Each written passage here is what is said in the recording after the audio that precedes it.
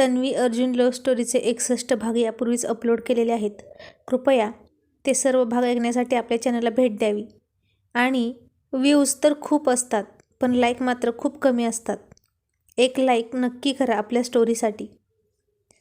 अर्जुनचं हे funny song ऐकून तन्वी खूप हसत होती त्याच्या मिठीत शिरून आणि म्हणाली, किती नालायक आहे ना तो अर्जुन. आणि अर्जुन तिला जवळ ओढून घेत म्हणाला, आता यात काय नालायकपणा आहे डिअर. आणि तिच्या कानाजवळ तोंड नेत हळूच म्हणाला, फार मादक आवाजात, baby we have already cross all limits. आपण आधीच निर्लज्जपणाच्या सगळ्या लिमिट क्रॉस केल्यात. सो आता काय लाजतेस तू एवढी. Be comfortable. आणि तन्वी त्याच्या मादक आवाजाने शहारून गेली. तिच्या अंगावर काटा उभा राहिला आणि म्हणाली, पण अर्जुन तू खोटं बोलत आहे ना. मला काही नाही आठवत, पण मी हे गाणं म्हणाले नाही हे नक्की, कारण असं गाणं मला सुचत नाही. ओके.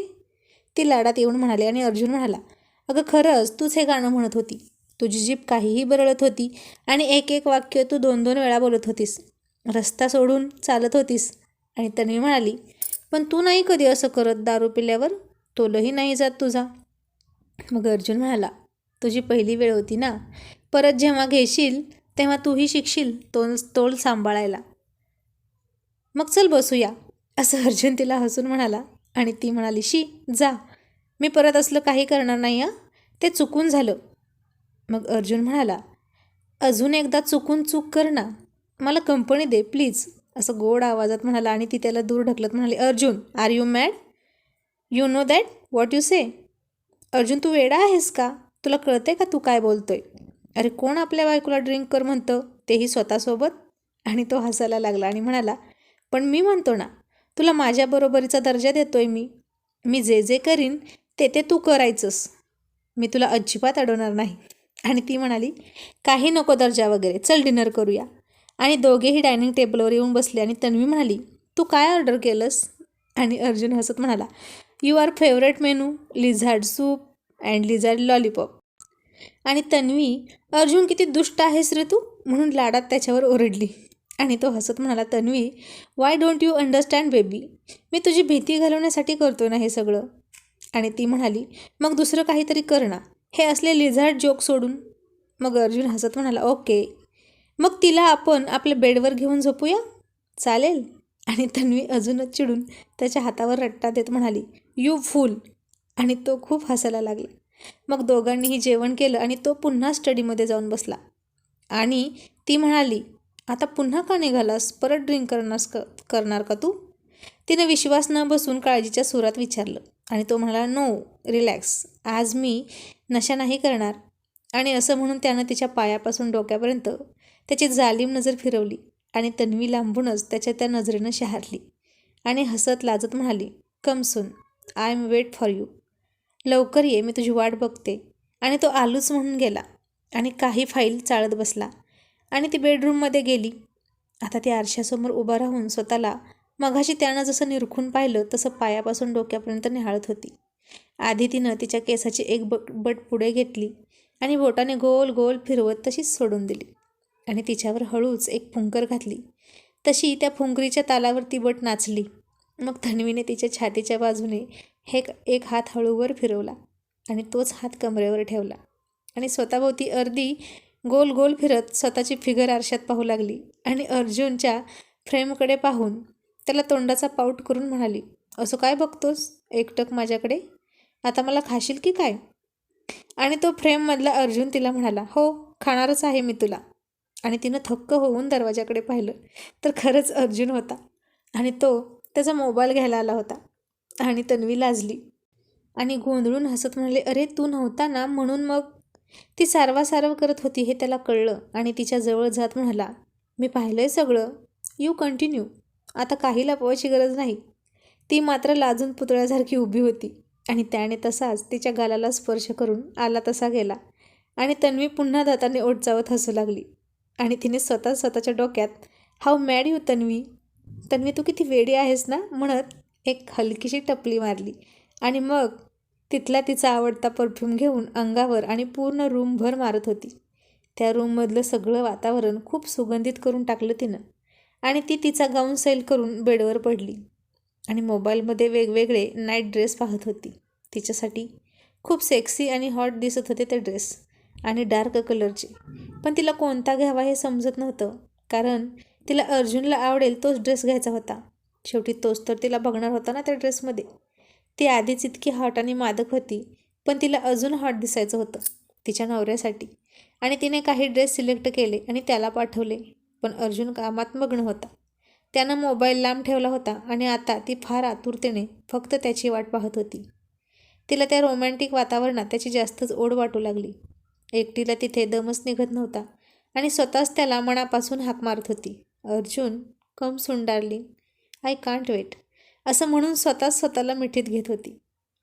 जशी त्याला तिची ओढ असायची तशीच तिलाही त्याची प्रचंड ओढ वाटायची.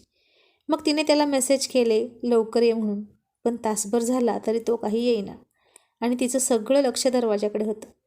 ती इतकी मिलनोत्सुक झाली होती की तिचा तरुण मादक देह तिला शांत बसूच देत नव्हता. खरं तर मगाशीच त्याच्या मांडीवरती बसली होती तेव्हाच आउट ऑफ कंट्रोल झाली होती. पण अर्जुनने काहीच प्रतिसाद दिला नाही. पण तेव्हा लागली होती ती आग तिला असह्य होत होती. आता हे असंच होणार होतं आणखी काही दिवस तरी, कारण खूप विरह सोसला होता तिनं. खूप मोठी अग्निपरीक्षा दिली होती आणि आता तिचं प्रेम जिंकलं होतं. जे आधीपासून तिचंच होतं ते तिला मिळालं होतं आणि आता ती आणि तो त्यांच्या वाया गेलेल्या दिवसांची सगळी कसर भरून काढणार होते. आणि तिनं अस्वस्थ होऊन घड्याळात पाहिलं. 10:30 वाजले होते. रोज यावेळी तरी अर्जुन घरीच येत नाही आणि आज लवकर घरी आला आहे तर बसलाय काम करत. मग काय उपयोग लवकर घरी येऊन? त्याचं हे एक वेगळंच गणित होतं. कामाच्या वेळी फक्त काम करतो अगदी मग्न होऊन, मग इकडे तिकडे पाहतही नाही आणि रोमॅन्सच्या वेळी रोमॅन्स करतो. मग कितीही महत्त्वाचं काम असो किंवा एखादी व्यक्ती असो, म्हणायचा आय डोंट केअर. आणि इतक्यात त्याचाच फोन आला आणि ती म्हणाली, फोन का करतोय हा? आणि फोन घेण्यापेक्षा 4 पावलं चालून ती स्टडी रूममध्ये गेली आणि म्हणाली, अर्जुन काय झालं? आणि अर्जुन गोड चेहरा करून म्हणाला, तन्वी 1 कप कॉफी प्लीज. त्यानं इतकं क्यूट फेस करून विचारलं की तिला नाही म्हणताच आलं नाही आणि ती फक्त एवढंच हसून म्हणाली, आणते. तिने त्याला कॉफी दिली आणि तिथेच थोडा वेळ वाट पाहिली. पण अर्जुन पुन्हा फाईल चाळत बसला. आता ती त्याच्याकडे बघून बघून थकली. तिला वाटत होतं की माघाच्यासारखं त्याच्या मिठीत जाऊन त्याला किस करावा, पण नको. त्याचं काम महत्त्वाचं आहे हे तिला कळत होतं. किती अवघड असतं ना हे वाट पाहणं. खूप जीव घेणं असतं आणि तो समोर असूनही त्या जीव घेण्या प्रतीक्षेचा ती अनुभव घेत होती. आणि तो म्हणाला, तन्वी तू जा आणि झोप, मला आज खूप वेळ लागेल अगं, सॉरी. आणि तन्वी म्हणाली, मी काही हेल्प करू का तुला? तुझी हरकत नाही ना? आणि तो हसून म्हणाला, नो थँक्यू, तू जा आणि आराम कर. दिवसभर आरामच तर करत असते, अशी ती मनात म्हणाली. आणि तिने पुन्हा एकदा त्याच्याकडे आशाळभूत नजरेनं पाहिलं. एखादं लहान मूल काचेच्या आत ठेवलेल्या मिठाईकडे बघतं तसं. त्याला ती मिठाई त्याच्या समोर असूनही खाता येत नाही, ते फक्त जीभ चाटत असतं. तसंच तन्वीचं झालं होतं.